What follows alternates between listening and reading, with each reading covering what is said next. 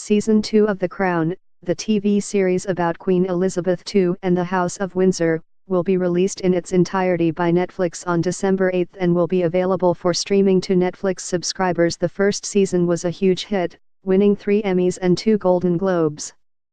I recently caught up with season 1 and I enjoyed it, in spite of the fact that I have a bit of an aversion to the royal family, which dates back to when I was an editor at the New York Post, which covered them so extensively that I had more than my fill. But the series works because there was so much soapy drama in the lives of the Windsors.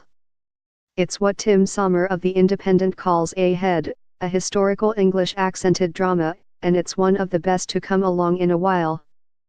Be the first to know, join our Facebook page.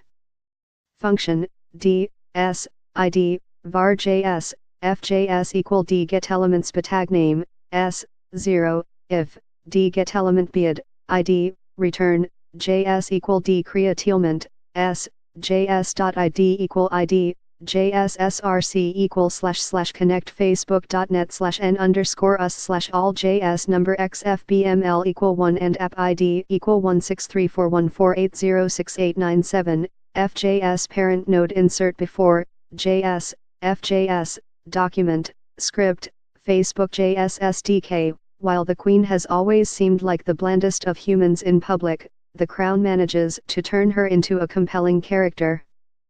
Claire Foy brings out the touching side of a sheltered 25-year-old who suddenly had to assume a role of such great importance and visibility after the death of her father, who is played by Jared Harris, Lane on Mad Men.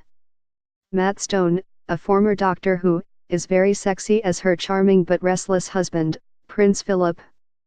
John Lithgow is not the actor you would immediately think of to play Winston Churchill, but he does as good a job as any recent Churchill imitator. The first season covered the early days of the Queen's reign, but season 2 is set in the 1960s, and those of us of a certain age know what's coming: the Profumo affair, which involved government ministers, party girls, Russian spies, and Prince Philip.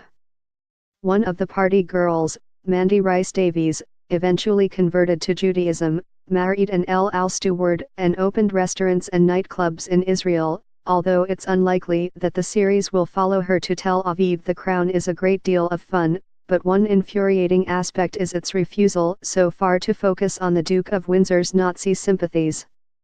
The Duke of Windsor, Alex Jennings, was the king who abdicated in 1936 to marry the woman he loved, American divorcee Wallis Simpson.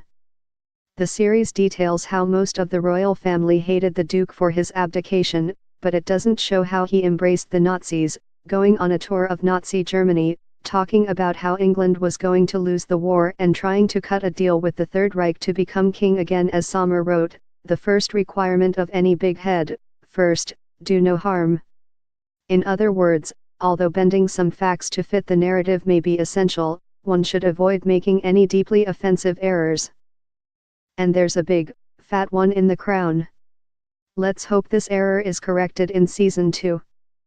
The Newspaperman, The Life and Times of Ben Bradley, which is available on Yes VOD, will be shown on December 11 at 10 p.m.